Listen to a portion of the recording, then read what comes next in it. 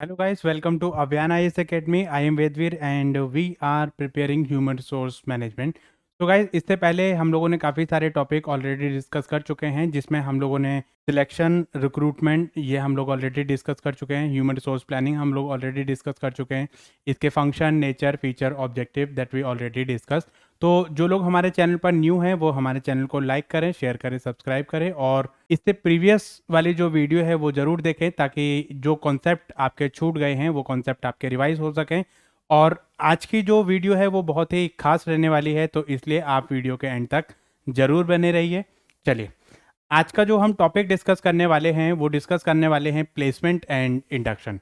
देखिए, जब हमने सिलेक्शन कर लिया, प्लेसमेंट हमने कर ली, मतलब सिलेक्शन हमने कर लिया, रिक्रूटमेंट हमने कर ली. पहले हमने रिक्रूटमेंट करा और रिक्रूटमेंट करने के बाद हमने क्या करा, सिलेक्शन करा. सिलेक्शन जब हमने कर लिया, सिलेक्शन के बाद जो नेक्स्ट स्टेप होता है वो होता है हमारा क्या, प्लेसमेंट. और प्लेसमेंट के बाद हमारा आता है इंडक्शन. ठीक है, तो प्लेसमेंट क्या होता है, इंडक्शन क्या होती है, कई बार लोगों को कंफ्यूजन रहती है. प्लेसमेंट इंडक्शन एक ही होता है, और इंडक्शन और ओरिएंटेशन.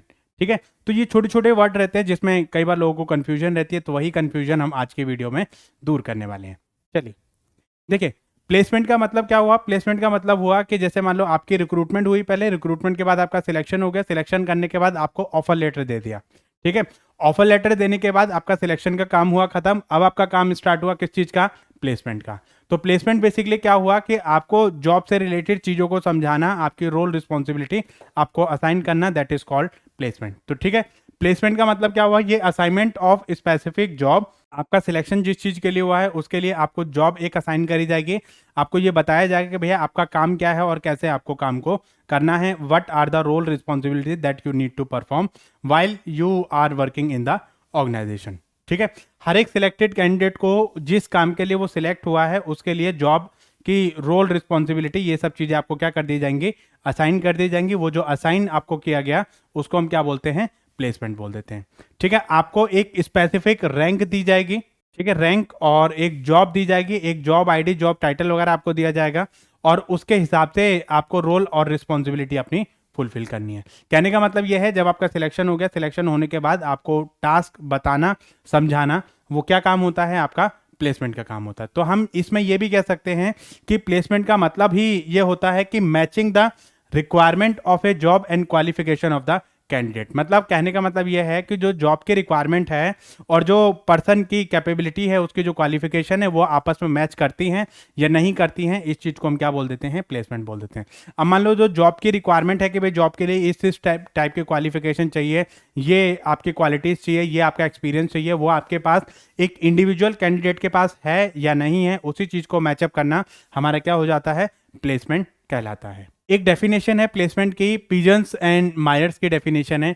इसने क्या बोला था, placement can be defined as the determination of the job to which selected candidate is to be assigned and his assignment to the job. मतलब ये देखना कि उसकी कितनी डिटर्मिनेशन है, वो जॉब को करने के कैपेबल है या नहीं है, और उसको वो जॉब असाइन कराना जिसके लिए वो सिलेक्ट हुआ है. इस चीज को हम क्या बोल देंगे, प्लेसमेंट बोल देते हैं. या हम ये कह सकते हैं it is the matching of what the superior has reason to think he can do with the job requirement. मतलब जॉब की जो डिमांड है उस जॉब के डिमांड को फुलफिल करना और पर्सन को वो काम समझाना और उसको एलोकेट करना, that is called placement. Selection में तो ठीक है भाई, आपको सिलेक्शन कर लिया, मतलब 10 कैंडिडेट थे, 10 में से 2 पर्सन को सिलेक्ट कर लिया. सिलेक्शन करने के बाद आपको जो वो काम सिखाना, समझाना और आगे का काम जो वो डिलीवर करना आपको, दैट इज कॉल्ड प्लेसमेंट. ठीक है, प्लेसमेंट में हम बेसिकली क्या देखते हैं, right placement of the workers can have the following advantage. अगर आपने सही प्लेसमेंट करी है तो आपको क्या क्या एडवांटेज मिलेंगे वो देखते हैं हम. Reduce the labour turnover rate. यहाँ पर लेबर टर्नओवर का मतलब क्या है, लेबर टर्नओवर का मतलब है जितने लोग छोड़कर चले जाते हैं after a particular period of time. क्योंकि अगर आपने राइट प्लेसमेंट करी है तो पर्सन जो वो ज़्यादा टाइम के लिए रिटेन रहेगा आपके ऑर्गेनाइजेशन में और जल्दी से छोड़कर नहीं जाएगा. अगर आपने गलत पर्सन को गलत जगह पे सिलेक्ट कर लिया तो वहां पर वो उसके साथ में दिक्कत रहने वाली है.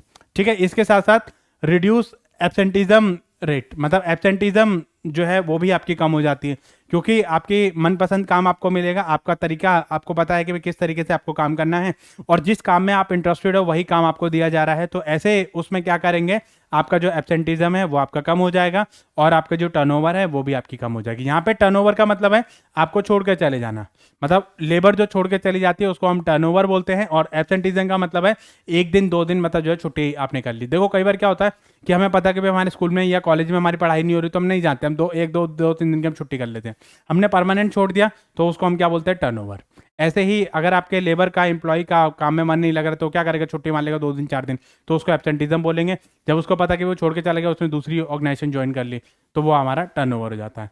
Increase safety of the workers and lower accident. अगर आपने सही प्लेसमेंट करी है, आपको पता कि भाई पर्सन के क्या क्या क्वालिफिकेशन है, क्या क्या एक्सपीरियंस है, उसको वो काम आता है या नहीं आता है, काम उसने सीखा हुआ है या नहीं सीखा हुआ है, तो उसके हिसाब से मतलब आपका जो एक्सीडेंट है वो कम हो जाएगा और आपकी जो सेफ्टी ऑफ द वर्कर्स है वो आपके बढ़ जाएगी।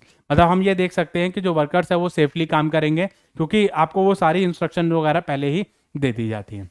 Increase moral of the workers, मतलब आपके जो वर्कर्स हैं, वर्कर्स का आप मोरल जो वो बूस्टअप कर सकते हो। कैसे बूस्टअप कर सकते हो, क्योंकि सही पर्सन को सही जगह पे आपने जो है रिक्रूट करा है, उसको सही जगह पे प्लेस किया है आपने, तो वहां पर जो वो सही तरीके से अपनी क्रिएटिविटी लगा सकता है, अपना माइंड जो उसमें लगा सकता है। जैसे मान लो फॉर एग्जांपल आप फाइनेंस के पर्सन हो और आपको फाइनेंस का ही काम दिया गया, तो आप उसमें मन लगा के काम करोगे। जब आपको पता है कि भाई आप फाइनेंस के पर्सन हो, आपको साइकोलॉजी बोल दिया कि भाई साइकोलॉजी पढ़ाओ, तो आप कैसे पढ़ाओगे, आप पहले खुद पढ़ोगे, फिर उसमें आधे से ज़्यादा चीज़ें समझ आएंगे, आधे से ज़्यादा चीज़ें आपको समझ नहीं आएंगी, तो वहाँ पर फिर वो आपके लिए दिक्कत रहने वाली है।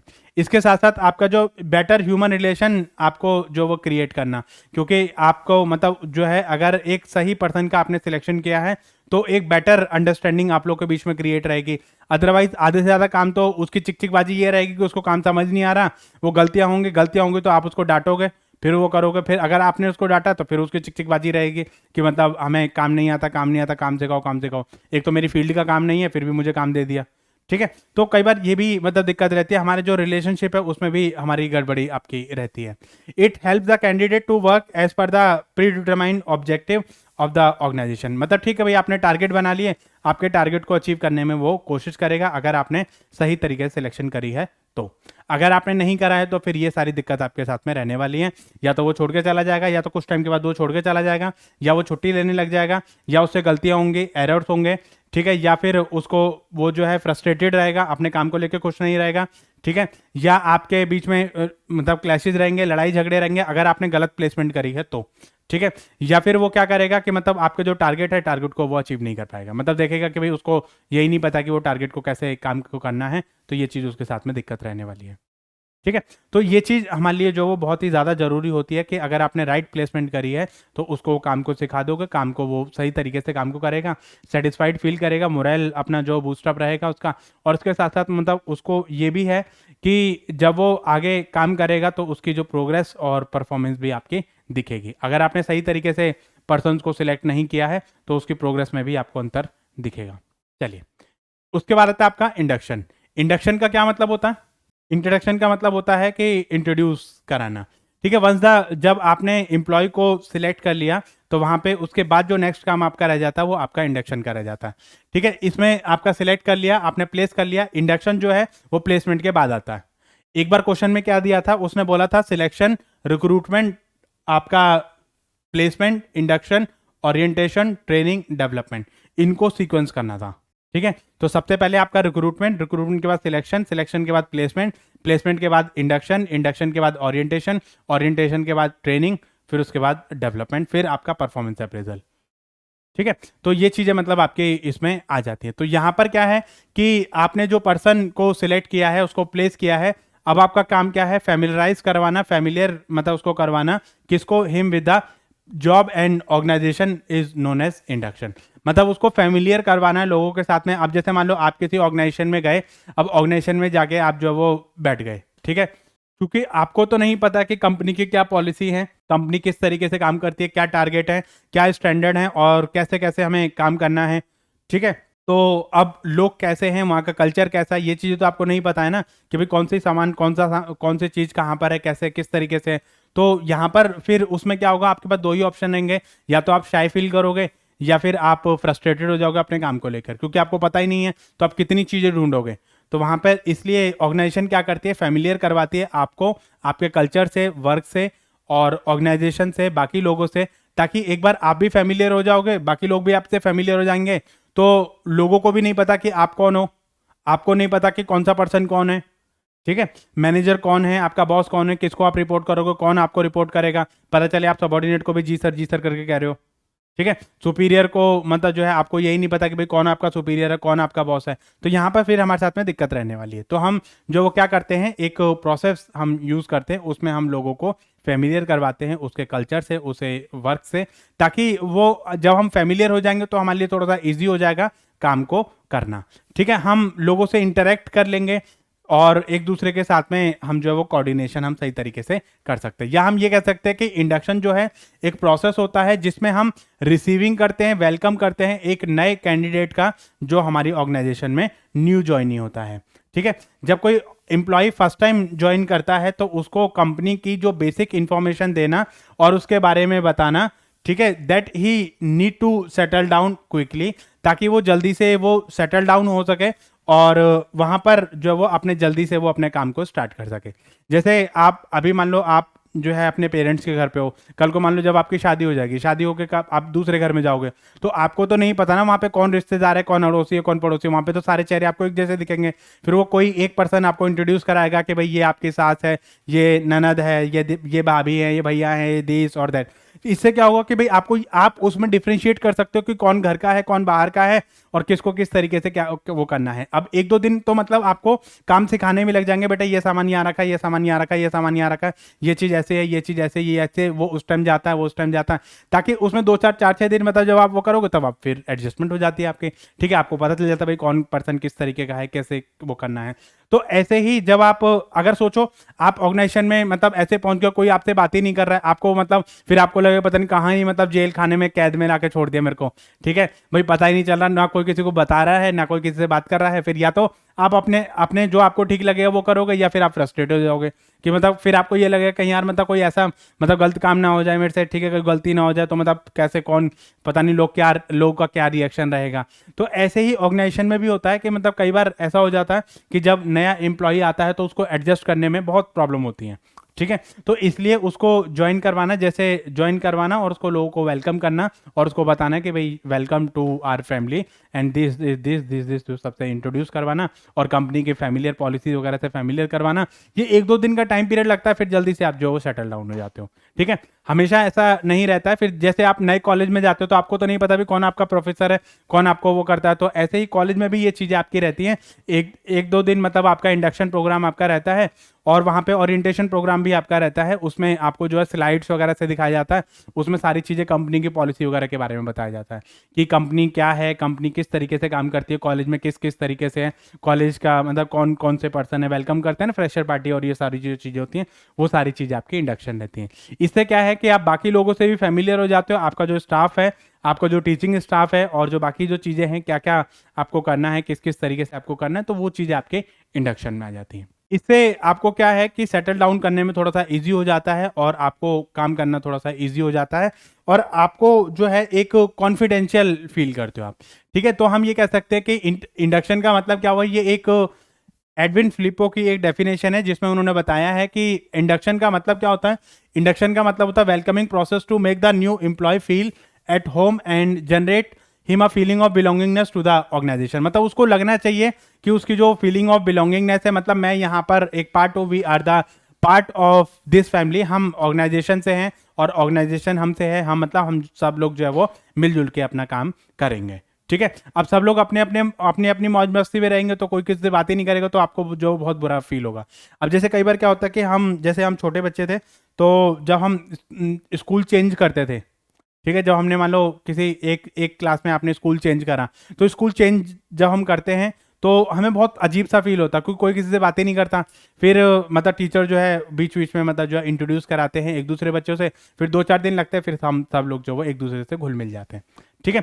तो ऐसे ही इंडक्शन में एक टेक्निकली मतलब जो है आप उनको रिहैबिलेट करना, क्योंकि एक एम्प्लॉय रिहैबिलेट होता है, अपने सराउंडिंग्स उसकी चेंज होती हैं, उसके आसपास का जो एटमॉस्फेयर है वो चेंज होता है, तो इसलिए कंपनी की पॉलिसीज होती है to introduce the policy and practices of the organisation. इसमें मतलब उसको ये समझाना कि हमारी कंपनी की ये पॉलिसी है, ये प्रैक्टिसेस हैं और इस तरीके से ये सारी चीज़ें इंट्रोड्यूस करवाना, ये सारा किसका काम होता है, ये सारा कंपनी का काम होता है। कंपनी उनको समझाती है, उनको इंट्रोड्यूस करवाती है और उसके बारे में फैमिलियर करवाती है, ठीक है, तो ये सारी चीज़ें मैंने आपको बता ही दी है ताकि वो काम जो सेटल डाउन हो सके और जल्दी से अपने काम को हैप्पीली स्टार्ट कर सके। इंडक्शन हम क्यों करवाते, क्या ऑब्जेक्टिव होते हैं इंडक्शन के, ठीक है, to help the new comer of the welcome and shyness of the overcome the shyness of the nervousness उसकी जो होती है नए एनवायरनमेंट में, कि मतलब उसको लगता है कि भाई नए एनवायरनमेंट में जाएंगे, नए लोगों से मिलेंगे, नई चीज़ों से, नया कल्चर हमारा रहेगा, नया ऑफिस रहेगा, तो थोड़ी सी शाइनेस रहती है, हम जल्दी से इतनी जल्दी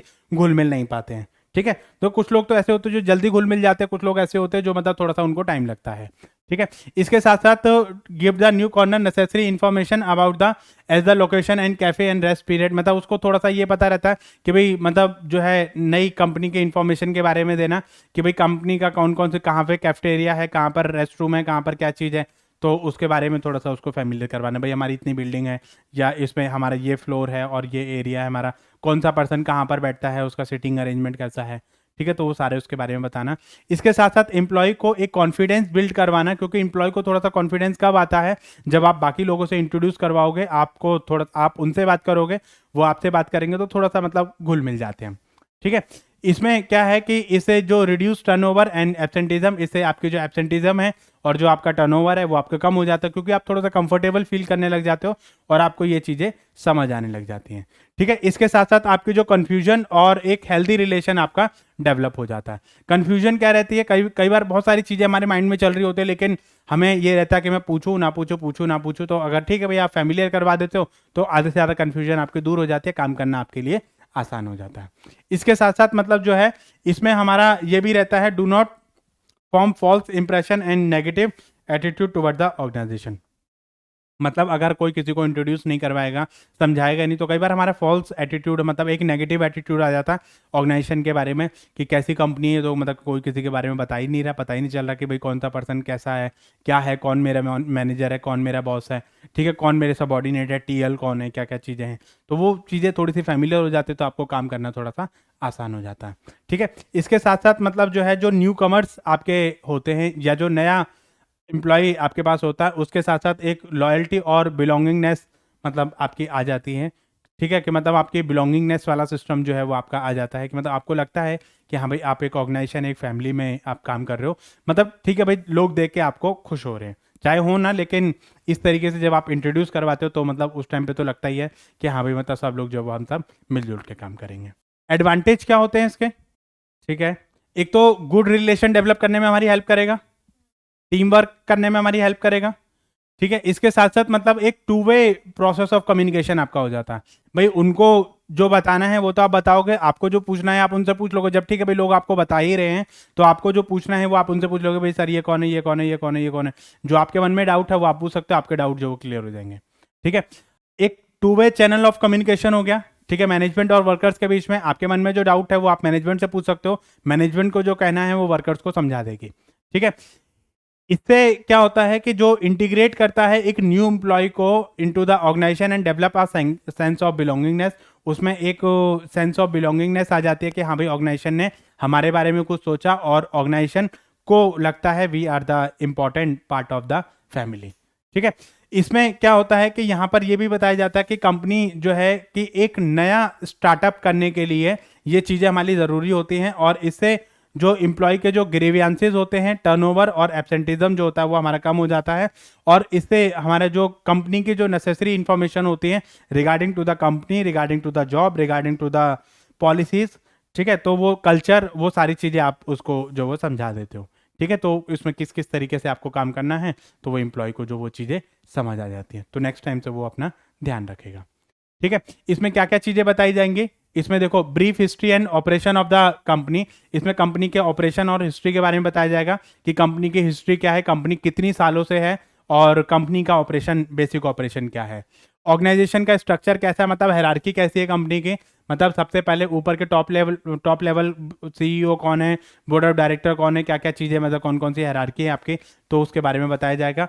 कंपनी की पॉलिसी एंड प्रोसीजर क्या है, रूल्स एंड रेगुलेशंस क्या है, ये आपको समझा दिए जाएंगे कि कंपनी की ये पॉलिसी हैं, ये रूल्स हैं, ये प्रोसीजर हैं, वो सारी चीज़ें आपको समझा दी जाती हैं। Product and services offered by the company, मतलब कंपनी कौन कौन से प्रोडक्ट और सर्विसेज में डील करती है, कंपनी के ऑफिस कहाँ कहाँ पर है, कंपनी की ब्रांचेस कहाँ कहाँ पर हैं, ताकि ये चीज़ें आपको पता होनी चाहिए। ठीक है, इसके साथ साथ location of the department and employee facility, safety measures आपके क्या क्या हैं, ठीक है, और आपकी कंपनी के रूल्स एंड रेगुलेशंस आपके क्या क्या हैं, तो ये चीज़ें आपको समझा दी जाती हैं, ठीक है। इसके साथ साथ ग्रेवियांसेस प्रोसीजर हमारा क्या रहेगा और सजेशन स्कीम्स क्या हैं।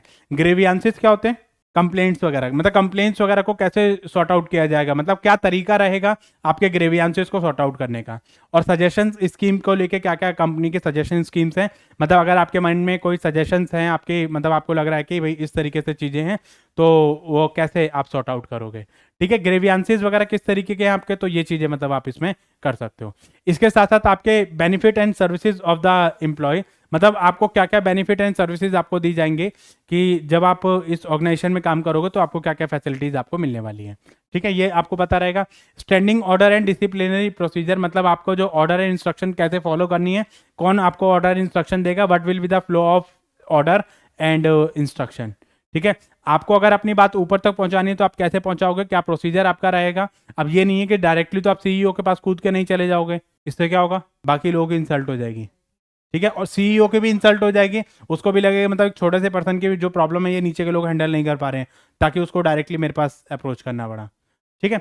तो ये चीज़ आपके इसमें आ जाती है। And what are the opportunity and training promotion transfer schemes, मतलब हमारी क्या क्या स्कीम्स हैं, जैसे ट्रेनिंग को लेके क्या क्या स्कीम्स है हमारी, ठीक है, प्रमोशन को लेके क्या क्या स्कीम्स है, ट्रांसफर की क्या क्या स्कीम्स है हमारी, ठीक है। तो वो सारा जो वो आपको इसके बारे में समझा दिया जाता है, इसके बारे में आपको बता दिया जाएगा। अब आता है इंडक्शन और ओरिएंटेशन में क्या फर्क होता है।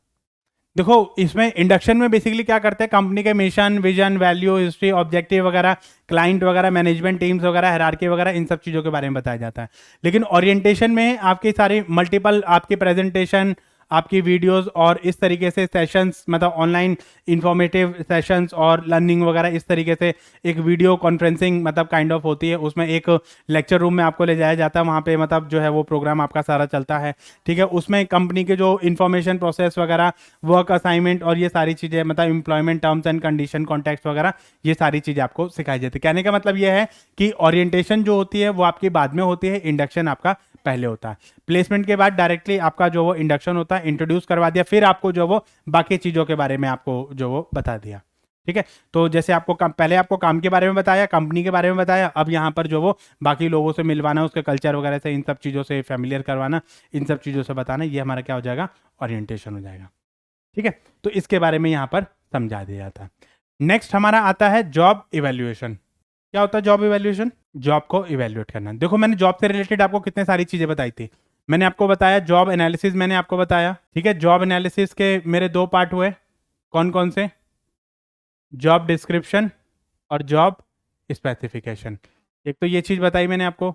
इसके बाद मैंने आपको बताया जॉब डिजाइन के बारे में, मैंने आपको बताया, ठीक है। जॉब डिजाइन में मैंने आपको जो वो 3-4 चीजें बताई, वर्क सिंप्लीफिकेशन, जॉब एनरिचमेंट और जॉब एनलार्जमेंट और वर्क रोटेशन या जॉब रोटेशन, ठीक है। तो ये सारी चीज़ें मैंने आपको बताई कि हमें काम को किस किस तरीके से करना है। अब इसमें एक कॉन्सेप्ट और आता है हमारा, जिसको हम क्या बोलते हैं, जॉब इवैल्यूएशन।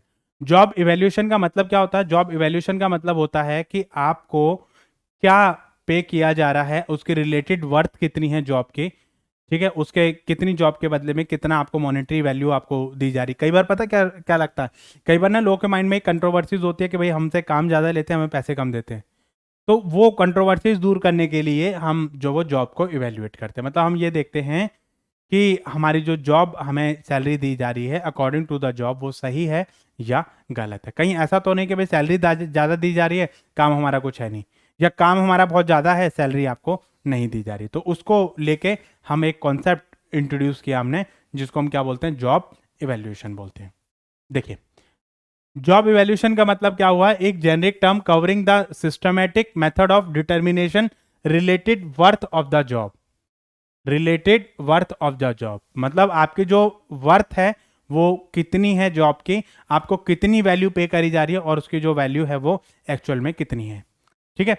तो हम ये कह सकते हैं कि यहाँ पर जॉब इवेल्यूएशन जो है वो मेजर करेगा वर्थ हर एक जॉब की in terms of the money, मतलब आपको जो मॉनेटरी टर्म्स में कितनी वैल्यू आपको पे करी जा रही है और कितना आपको पे करना चाहिए। तो ये चीज मतलब आपकी क्या हो जाती है, जॉब इवेल्यूएशन होती है। हम ये कैसे कह सकते हैं कि एसरटेन करता है रिलेटेड वर्थ की जॉब के according to the skills, efforts required and training कितनी चाहिए, एक्सपीरियंस कितना चाहिए, तो ये हर एक जॉब की अलग अलग होती है। मतलब देखो हर एक जॉब के लिए आपको अलग अलग स्किल्स चाहिए, अलग अलग ट्रेनिंग चाहिए, अलग अलग वर्क रहता है। कहीं पर आपका जो है वो वर्क जो है वो आपका हार्ड वर्किंग ज़्यादा रहता है, कहीं पर आपका मेंटल वर्क ज़्यादा रहता है, कहीं पे प्रेशर वाली जॉब रहती है, कहीं पे मान लो आपका जो है वो हार्ड वर्किंग ज़्यादा रहती है, कहीं पे ज़्यादा स्किल्स चाहिए होते हैं।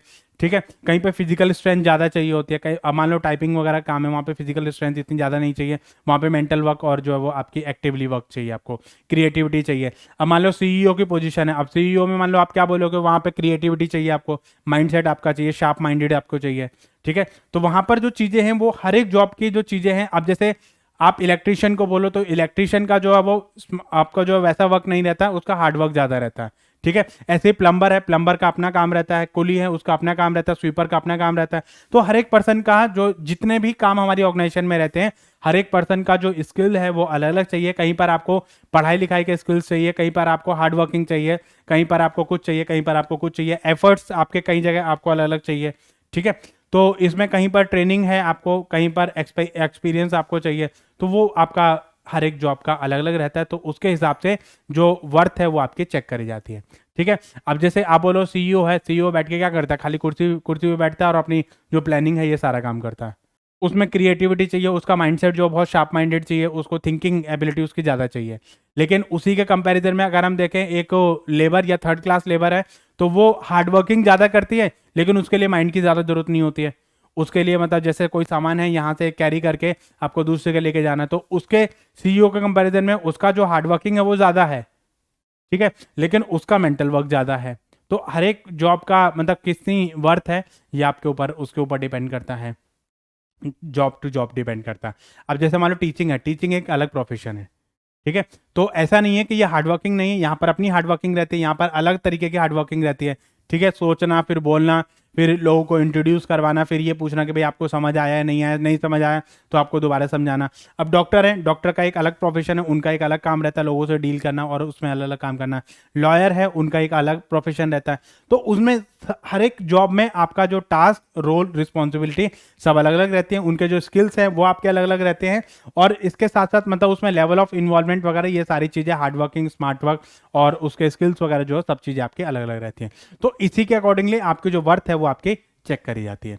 अब देखो कोई आइज स्पेशलिस्ट है, अब आप बोलोगे वो काम करता क्या है, वो थोड़ा सा ही तो काम करता है, लेकिन उस थोड़े से काम के लिए वो स्पेशलाइजेशन चाहिए उसकी। मतलब एक गलती जो वो आपकी जिंदगी बैठा सकती है।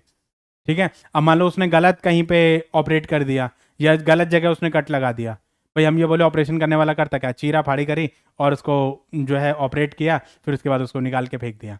ठीक है, और उसके बाद स्टिचिंग कर दिया। लेकिन अब सोचो ये काम कहने में जितना आसान लगता है, रियल लाइफ में उतना ही मुश्किल होता है। तो इसलिए वहां पर जो उनका काम जो रहता है वो आपका हर किसी पर्सन का काम जो वो अलग अलग रहता है। ठीक है, तो इसलिए मतलब हर एक पर्सन का जो काम है वो यहाँ पर अलग अलग रहता है। तो यहाँ पर इन्होंने क्या बताया कि जॉब इवैल्यूएशन रिप्रेजेंट करेगा and efforts to determine the relative value of each job और a plan to determine what the fair wages for job should be. एक जॉब के लिए फेयर वेजेस क्या होने चाहिए, इस चीज के लिए हम क्या करते हैं, जॉब इवैल्यूएशन तैयार करते हैं, मतलब एक सिस्टमेटिक तरीका तैयार करते हैं। अब जैसे मान लो आप और मैं दोनों सेम पोस्ट के लिए गए, लेकिन मैं एक एक्सपीरियंस पर्सन हूं, आप एक फ्रेशर पर्सन हो, काम हम दोनों एक ही कर रहे हैं, लेकिन मेरे पास एक्सपीरियंस है, आप फ्रेशर हो, तो हमारी जो जॉब है वो अलग अलग, मतलब जो है आपकी जो वेजेस हैं वो आपके अलग अलग रहेंगे। ठीक है, एक फ्रेशर पर्सन और एक एक्सपीरियंस पर्सन में अंतर होता है। आप भी मतलब जो है वो सेम काम करोगे, मैं भी सेम वही काम करूंगा, लेकिन हमारी जो जॉब है उसमें डिफरेंस रहेगा। एक फीमेल है, उसकी वर्किंग अलग रहती है, मेल की वर्किंग आपकी अलग रहती है।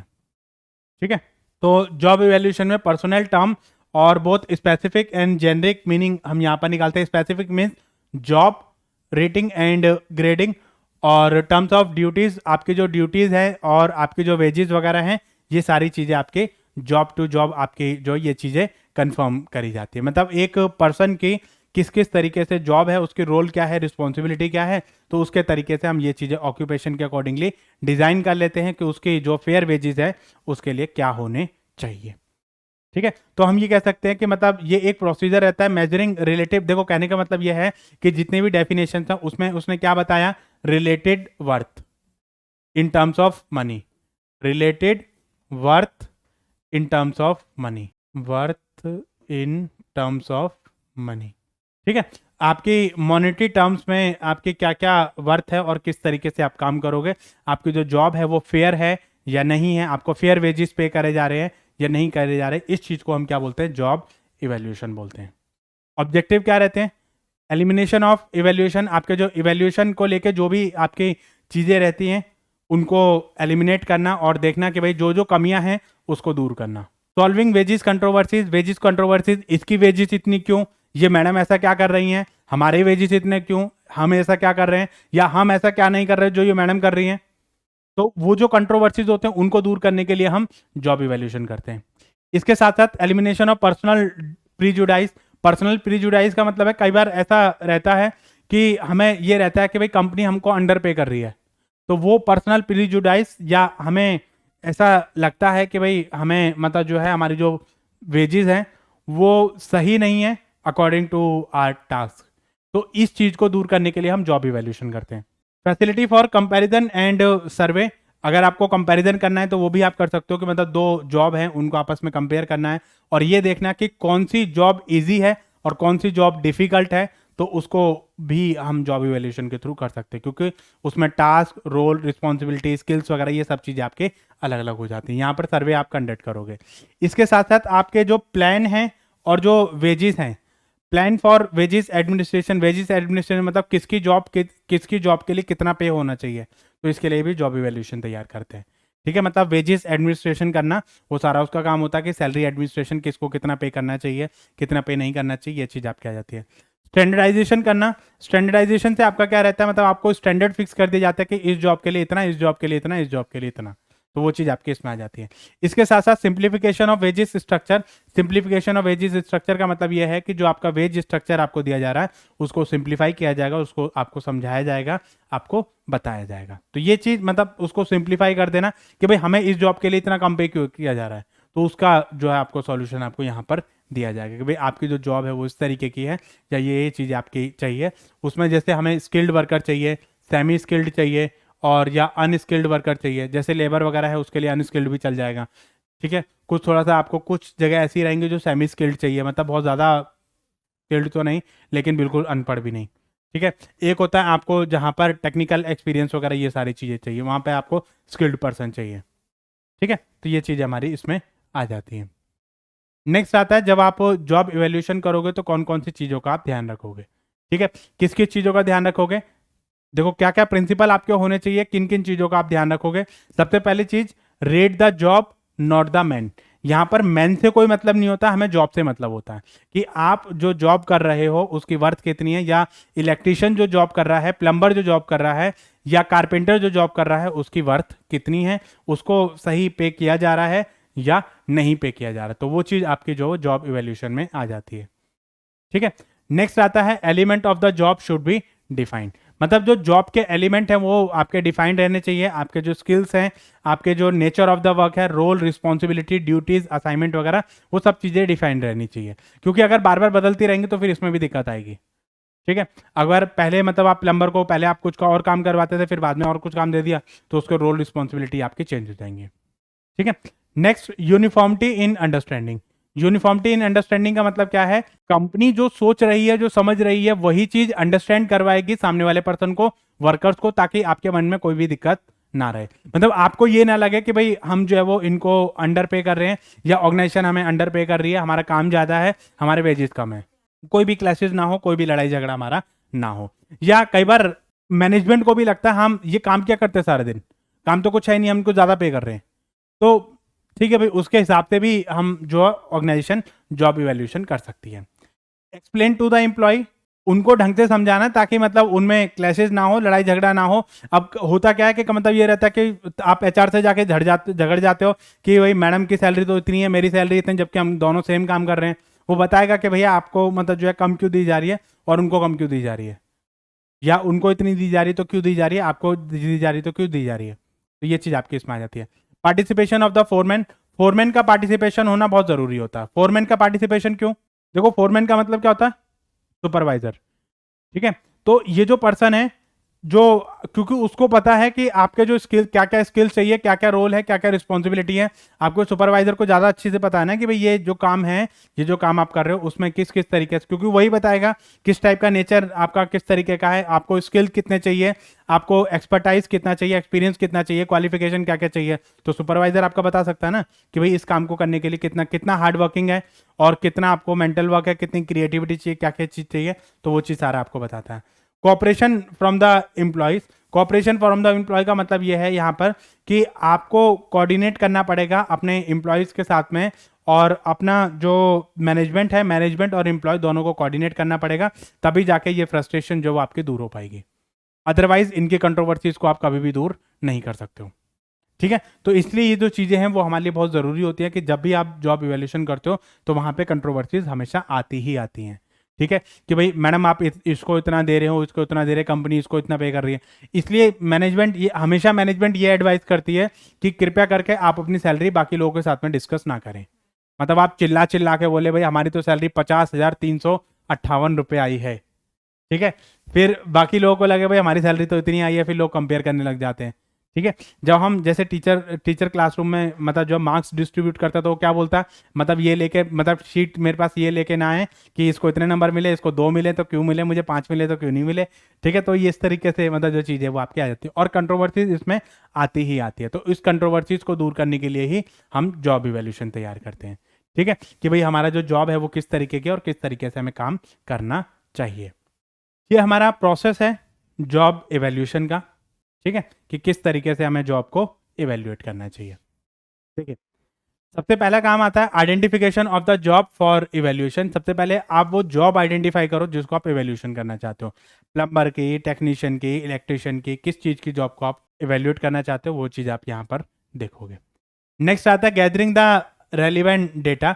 आप उससे रिलेटेड डेटा जो है वो आप गैदर करो, इन्फॉर्मेशन को आप कलेक्ट करो, क्योंकि जब तक आपके पास डेटा नहीं होगा तब तक आप बाकी की चीज़ें आप नहीं कर सकते। तो इसलिए डेटा इकट्ठा करना बहुत ज़रूरी होता है। अब डेटा में क्या क्या इकट्ठा करोगे, उसका नेचर क्या है, रोल क्या है, रिस्पॉन्सिबिलिटी क्या है, स्किल्स कितने चाहिए, हार्डवर्किंग कितना चाहिए, और मतलब उसमें क्या क्या क्वालिफिकेशन क्या क्या चाहिए, एक्सपीरियंस कितना चाहिए, और कितनी मेंटल एबिलिटी चाहिए, कितने टेक्निकल स्किल्स चाहिए, कितने अदर स्किल्स चाहिए आपको।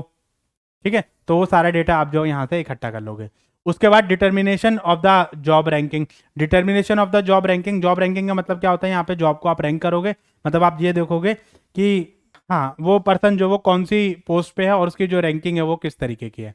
मतलब उसमें ये देखना कि किस पोजीशन पे वो पर्सन है और उसके हिसाब से आप उसका रैंक तैयार करोगे। इसके साथ साथ selection of the benchmark job. Benchmark job का मतलब क्या होता है, बेंचमार्क का मतलब क्या होता है, एक स्टैंडर्ड तैयार करना, मतलब एक स्टैंडर्ड आउटसाइड अपना तैयार करना, और ये देखना कि मतलब स्टैंडर्ड जॉब आपकी क्या है। मतलब अगर ये जॉब कहीं दूसरी जगह होती तो इसका स्टैंडर्ड क्या होता, या एक जॉब को हम स्टैंडर्ड जॉब तैयार कर लेते हैं, उसके हिसाब से बाकी चीज़ों को कंपेरिजन करते हैं। मतलब आपने देख लिया कि भाई ये हमारी स्टैंडर्ड जॉब है, ये हमारे कंपनी के स्टैंडर्ड्स हैं, उसके अकॉर्डिंगली आपने डेटा तैयार कर लिया। ठीक है, जॉब को आपने रैंक कर दिया और उसके हिसाब से आपने ये सिस्टम देख लिया आपने। इसके बाद आपकी वेजेस एंड सैलरी का सर्वे किया आपने, वेजेस एंड सैलरी डिटरमाइन करी आपने कि वेजेस कितना है, सैलरी कितनी होनी चाहिए।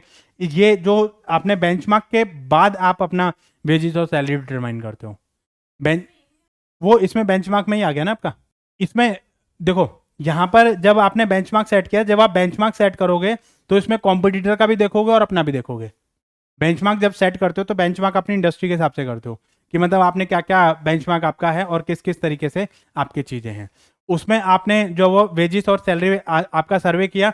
इसमें सर्वे में भी हम ये कर सकते हैं। अब हो सकता है कि ये आपने इंटरनल बनाया, बेंचमार्क आपने कंपनी के हिसाब से बनाया, और आपने सर्वे किया कि बाकी लोग क्या दे रहे हैं आपका। ठीक है, कि कॉम्पिटिटर वगैरह आपके क्या पे कर रहे हैं, आपकी कॉम्पिटिटिंग फर्म क्या पे कर रही है, क्योंकि लोग ये भी देखते हैं कि उस कंपनी में तो इतना है, उस कंपनी में इतना है, हमारी कंपनी 30 दे रही है, अगली कंपनी 40 दे रही है, 35 दे रही है, हमारी कंपनी में इतना कम क्यों। ठीक है, क्योंकि अगर आप अलग अलग कंपनी का वेज पे कंपैरिजन करोगे तो उसमें अलग अलग चीज़ें आपके रहती हैं। उसके बाद फिर आपका जो है रिव्यू एंड फीडबैक करोगे। मतलब आप देखोगे कि मतलब लोगों से आप रिव्यू करोगे, फीडबैक लोगे लोगों से कि मतलब आपका जो जॉब इवैल्यूएशन है वो सही है, गलत है, क्या है। तो ये चीज़ें मतलब आप इसमें देख लेते हो।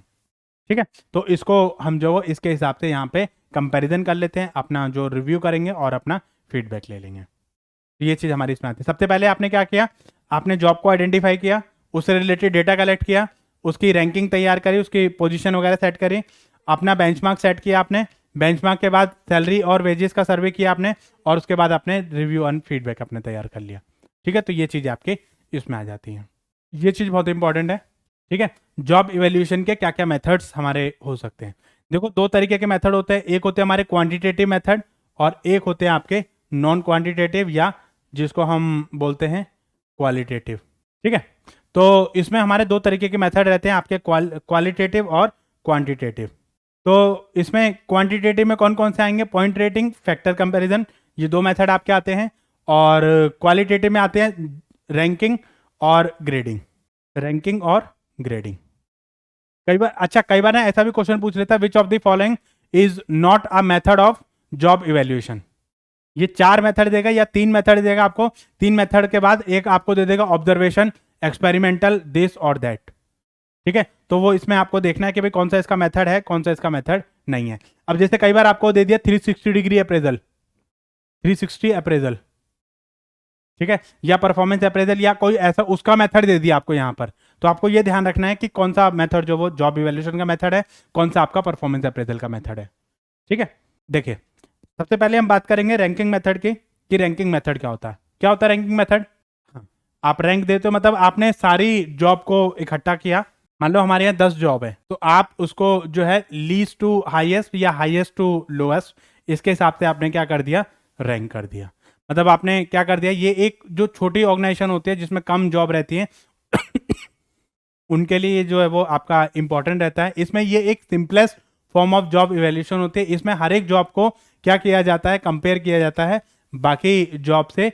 एंड जब ये सारी चीजें कंपैरिजन हो जाता है एक दूसरे का, तो उसके हिसाब से हम क्या करते हैं, all job are rank in order to their importance from simplest to hardest और फ्रॉम हाईएस्ट टू लोएस्ट। मतलब सबसे सिंपलेस्ट जॉब कौन सी है और सबसे हार्डेस्ट जॉब कौन सी है, और हाईएस्ट टू लोएस्ट। मतलब दोनों तरीके से कर सकते हैं हम, हाईएस्ट टू लोएस्ट भी कर सकते हैं और लोएस्ट टू हाईएस्ट भी कर सकते हैं। जैसे एक होता है कि जैसे जो सबसे सिंपलेस्ट थी उसको हमने 1 रैंक दिया, जो उससे थोड़ी सी हार्ड थी उसको 2, और इस तरीके से हमने जितनी भी जॉब थी उसको रैंक कर दिया। ठीक है, एक होता है कि मतलब जो सबसे हार्डेस्ट थी उसको हमने 1 दिया और उसके हिसाब से हमने रैंकिंग दी। ठीक है, तो वहां पे हमने जो वो रिस्पॉन्सिबिलिटी और डिटरमाइन करी और देखा कि उसमें जो ड्यूटीज कितनी है एक जॉब की, और उसके हिसाब से हमने उनको रैंक कर दिया कि first, second, third, fourth, fifth, six, इस तरीके से। ठीक है, अब जैसे मतलब आपने क्या करा, आपने ये चीज देखी कि जैसे मान लो हमारी क्लास में बच्चों के मार्क्स आए, अब बच्चों के मार्क्स के अकॉर्डिंगली हमने उनको पोजीशन दे दी। ठीक है, पोजीशन मतलब जिसके मार्क्स सबसे ज्यादा थे उसको पोजीशन दी हमने 1, यानी ये क्लास में फर्स्ट आया है। उसके बाद जिसके मार्क्स थे उसको सेकंड पोजीशन दी, उसके बाद जो जिसके थे उसको थर्ड, उसके बाद फोर्थ, उसके बाद फिफ्थ, उसके बाद सिक्स्थ, इस तरीके से आपको पोजीशन दे दी। ठीक है, ऐसे ही रैंक में होता क्या है, जैसे first rank, second rank, third rank, उसमें क्या होता है कि मतलब आप कौन सी पोजीशन पे स्टैंड करते हो। फर्स्ट पोजीशन का मतलब क्या है, आप टॉप मोस्ट पोजीशन पे हो, उसके बाद सेकंड, उससे नीचे, थर्ड, उससे नीचे, उससे नीचे। जैसे कई बार कॉम्पिटिटिव एग्जाम में हमारी रैंक दी जाती है, रैंक दी जाती है मतलब जितने भी आपके अपीयरेंट कैंडिडेट थे, जितने क्वालिफाइड स्टूडेंट हैं, क्वालिफाइड स्टूडेंट में से आप कौन से नंबर पे आते हो। मान लो आपकी रैंक आई है 67, तो इसका मतलब क्या है, उसमें आप 67 मार्क्स पे नंबर पे हो। और एक रैंक आई है 347, इसका मतलब क्या है, उसमें आप इतने नंबर पे स्टैंड करते हो। ठीक है, तो जिसकी रैंक जितनी कम होगी उतना ही वो पर्सन ज़्यादा बढ़िया माना जाएगा। आप कहते हैं ना top 1 rank, top 2 rank, top 10 rank में से आई है, टॉप 50 रैंक में से आई है, टॉप 100 रैंक में से आई है। आपके मान लो 30 स्टूडेंट है, 30 स्टूडेंट को आपने मार्क्स के अकॉर्डिंगली क्या कर दिया, उनको रैंक असाइन कर दिया, उनको बोल दिया भाई फर्स्ट, सेकंड, थर्ड, 30th तक। तो आपको ये पता चल जाएगा आप कौन सी पोजीशन पे स्टैंड करते हो। ठीक है, तो ये हर एक जॉब को मतलब आपने क्या कर दिया, हाईएस्ट टू लोएस्ट या सिंपलेस्ट टू हार्डेस्ट, मतलब आपने जो उसके हिसाब से उसको रैंक कर दिया। ये जो जॉब है वो आपकी स्मॉल ऑर्गेनाइजेशन के लिए तो सूटेबल है, जहां पे जॉब्स जो हैं कुछ ही जॉब हैं, सिंपल जॉब हैं, इजी जॉब हैं। अब मान लो एक ऑर्गेनाइजेशन में 100 जॉब हैं, अब 100 जॉब को आपस में कंपेयर करना और उसके बाद उनको बताना कि भाई कौन सी जॉब में, अब मान लो स्वीपर में ही 10 काम रहते हैं आपके, झाड़ू वाले के अलग, उसके अलग, उसके अलग, उसके अलग 10 काम रहते हैं आपके, डस्टिंग वाले के अलग। ठीक है, और जो है एक जो है उसमें अलग अलग काम आपके रहते हैं। अब किसके काम को आप इजी बोलोगे, किसको काम को आप डिफिकल्ट बोलोगे, तो वहां पे फिर आपकी जब बड़ी ऑर्गेनाइजेशन होती है ना, क्योंकि जितनी छोटी ऑर्गेनाइजेशन रहेगी उसमें टास्क आपके कम रहेंगे, जितना बड़ा ऑर्गेनाइजेशन रहेगी उसमें आपके टास्क उतने ज्यादा रहते हैं। एक मान लो एक न्यूक्लियर फैमिली है, न्यूक्लियर फैमिली में कितने काम रहते हैं, कम काम रहते हैं। लेकिन एक ज्वाइंट फैमिली है, ज्वाइंट फैमिली में आपके काम बहुत सारे रहते हैं। तो इसी तरीके से मतलब ऑर्गेनाइजेशन सिंपल होती है, छोटी होती है तो काम आपके कम रहते हैं, ऐसी ऑर्गेनाइजेशन आपकी बड़ी हो जाती है तो काम आपके बढ़ जाते हैं। नेक्स्ट है आपका ग्रेडिंग मेथड। ग्रेडिंग मेथड को हम क्लासिफिकेशन मेथड भी कह देते हैं। ये हमारा जो मेथड है वो पॉपुलर किया था किसने, यूएस सिविल सर्विसेज में आपका पॉपुलर हुआ था। जैसे आपने ग्रेडिंग का सिस्टम सुना है, ग्रेडिंग में क्या रहता है, अब जैसे मान लो 90 to 100 उनको सबको ए ग्रेड दे दे, मतलब इस ग्रेड में जितने भी बच्चे आएंगे उन सबका, मतलब चाहे आपके 91 है चाहे आपके 100 है, उन सबको आपका ए ग्रेड दिया जाएगा। ऐसे ही मतलब आपका जो है मान लो बी ग्रेड है, आपका 85 to 90 को बी ग्रेड दे दिया या बी प्लस दे दिया, ठीक है। 80 to 85 को आपका जो वो बी दे दिया। ऐसे ही आपने उनको क्या कर दिया, ग्रेड कर दिया। अब आप अपने ग्रेड के हिसाब से आप समझ सकते हो कि भाई आप कौन से उस पर जाते हो। यहाँ पर क्या किया, यहाँ पर जितने भी जो जॉब्स हैं, जितना भी सिमिलर टास्क रोल रिस्पॉन्सिबिलिटी थी, उनको एक जगह कंसोलिडेट कर दिया। वो जो कंसोलिडेट किया उसको हम क्या बोलते हैं, ग्रेडिंग मेथड। अब जैसे क्या किया, आपने टेक्निकल और नॉन टेक्निकल के बेसिस पे उनको ग्रेड कर दिया। टेक्निकल वालों को एक ग्रेड में रख दिया और नॉन टेक्निकल वालों को दूसरे ग्रेड में रख दिया, ठीक है। या आपने स्किल्ड, अनस्किल्ड, सेमी स्किल्ड, ठीक है, ये 3 कैटेगरी आपने बना दी। जैसे हम बोलते हैं क्लास 1 अफसर, क्लास 2, क्लास 3, जो जॉब्स होती है उनके रोल रिस्पॉन्सिबिलिटी के हिसाब से। जैसे ग्रेड 1 का मतलब टॉप मोस्ट पोजीशंस आती हैं, इसमें असिस्टेंट मैनेजर वगैरह ये सारे मतलब उसमें आ जाते हैं। उसके बाद ग्रेड 2, ग्रेड 3 और ग्रेड 4, तो ये इस तरीके से मतलब हमारे जो पोजीशंस के पर्सन उसमें आ जाते हैं। तो इसमें आपका क्या रहता है, उनकी जो skill, role, responsibility, task, job, assignment वगैरह ये किस तरीके से वो अपने कंप्लीट करते हैं, तो ये सारी चीजें उसके हिसाब से परफॉर्म करी जाती हैं। तो उसको हम क्या बोल देते हैं, ग्रेडिंग मेथड बोल देते हैं। रैंकिंग और ग्रेडिंग में समझ आया। ग्रेडिंग में क्या है, तो सिमिलर टास्क और रोल रिस्पॉन्सिबिलिटी को एक सिमिलर ग्रेड में आप रख देते हो। वहां पर क्या है कि जितने भी सारी जॉब हैं उसमें आप देखोगे सिंपलेस्ट कितनी है, हार्डेस्ट किसकी है, और उसके हिसाब से मतलब आपने चीजों को कंपेरिजन कर दिया। तो ये चीजें आपकी इसमें आ जाती हैं ग्रेडिंग मेथड में। नेक्स्ट आता है पॉइंट रेटिंग। पॉइंट रेटिंग का मतलब क्या होता है, आपने सारी जॉब देखी, जॉब के हिसाब से आपने जो वो अपने स्किल्स, एफर्ट्स, ट्रेनिंग और नॉलेज के हिसाब से, हैजार्ड, रिस्पॉन्सिबिलिटी के हिसाब से आपने पॉइंट दे दिया हर एक जॉब को, कि स्किल्स के हिसाब से इसको इतने पॉइंट दे दिए, इसके हिसाब से इसको इतने पॉइंट दे दिए, इसके हिसाब से इसको इतने पॉइंट दे दिए। और पॉइंट देने के बाद सारे पॉइंट को आप टोटल करो और देखो जिसके ज्यादा पॉइंट हैं उसको उसके हिसाब से मतलब जो आप हर एक के पॉइंट जो आप टोटल कर लोगे, ठीक है। तो इसको हम क्या बोलते हैं, पॉइंट रेटिंग। पॉइंट क्योंकि नंबर्स इसमें एलोकेट करे जाएंगे, तो इसलिए ये आपका किस में आ जाएगा, क्वांटिटेटिव में आ जाएगा, ठीक है। तो इसमें point are so allocated various factor of a job that are sum up, और job with the similar total point are place in the similar pay grade. मतलब जो सिमिलर जॉब रहेंगे, मतलब जिनका पॉइंट जो वो सेम रहेंगे, उनको आप सिमिलर उसमें कैटेगरी में आप उनको रख दोगे, ठीक है। जैसे मैं आपको एक एग्जांपल देता हूं, जैसे ये हो गया, ठीक है। अब जैसे स्किल्स के हिसाब से कोई आपने ये फैक्टर्स देख लिए, skills, education, experience, initiative, efforts में फिजिकल और मेंटल, रिस्पॉन्सिबिलिटी में equipment, material, safety of others, job और responsibility of the condition, job condition, working condition और अनअवॉइडेबल हैजार्ड्स। इसके हिसाब से मैंने क्या कर दिया, इनको पॉइंट दे दिया, और पॉइंट के हिसाब से मतलब अलग अलग जॉब थी मेरी, अलग अलग जॉब को मैंने पॉइंट दे दिया कि इसके हिसाब से इतने इतने पॉइंट है, कौन कौन सी चीज़ ज़्यादा चाहिए, इन सबको टोटल कर दिया और इसके हिसाब से देख लिया जो सिमिलर हैं उनको आपने एक कैटेगरी में रख दिया। उनके लिए मतलब जो है पे स्केल वगैरह सब चीज़ें आपके सेम रहेंगी, ठीक है। तो उसको हम क्या बोलते हैं, पॉइंट रेटिंग। नेक्स्ट हमारा आता है फैक्टर कंपैरिजन। देखिए फैक्टर कंपैरिजन में क्या रहता है, फैक्टर कंपैरिजन पहली चीज तो ये, फैक्टर कंपैरिजन का जो मेथड होता है वो किसके लिए होता है, व्हाइट कॉलर्स के लिए, प्रोफेशनल और मैनेजरियल पोजीशन। देखो इसमें 2 तरीके के लोग होते हैं, एक होता है व्हाइट कॉलर, एक होता है ब्लू कॉलर। व्हाइट कॉलर कौन होते हैं और ब्लू कॉलर कौन होते हैं, मतलब जो आपके टॉप मोस्ट और जो मैनेजरियल पोजीशंस पे जो पर्सन होते हैं, जो प्रोफेशनल्स होते हैं वो व्हाइट कॉलर्स में आते हैं, बाकी जो पर्सन होते हैं वो ब्लू कॉलर्स में आते हैं, ठीक है। तो यहाँ पर जो ये जो मेथड है वो आपके इनके लिए सूटेबल रहता है। इनके बेसिकली हम क्या करते हैं, इनकी जॉब को हम ब्रेक डाउन करते हैं डिफरेंट डिफरेंट फैक्टर्स में, और उन फैक्टर्स को क्या किया जाएगा, रैंक मतलब ग्रेड किया जाएगा, उनको पॉइंट दिए जाएंगे, फिर उसके हिसाब से इनको जो वो रैंक किया जाएगा। ठीक है, तो इसमें हमारा जो है वो बेसिकली क्या करते हैं, method is the combination of both ranking and point method. Point method अभी हमने करा, पॉइंट दिए हमने, ठीक है, पहले आप फैक्टर डिसाइड करोगे, उनको पॉइंट दोगे, और पॉइंट देने के बाद उनको रैंकिंग करोगे। रैंक ये कई बार ये क्वेश्चन पूछा जाता है, फैक्टर कंपैरिजन किस किस का कॉम्बिनेशन है, ठीक है, रैंकिंग और पॉइंट मेथड। पॉइंट मेथड तो अभी हमने करा, रैंकिंग अभी हमने करा। पॉइंट में क्या करेगा, फैक्टर आप देखोगे उसके हिसाब से आप पॉइंट दे दोगे, और रैंकिंग में क्या करोगे, सारे आपने पॉइंट करा, पॉइंट करने के बाद आप उनको रैंक कर दोगे, ये 1, ये 2, ये 3 और ये 4। ठीक है, तो उसके हिसाब से आप इनको क्या कर दोगे, कंपैरिजन कर दोगे।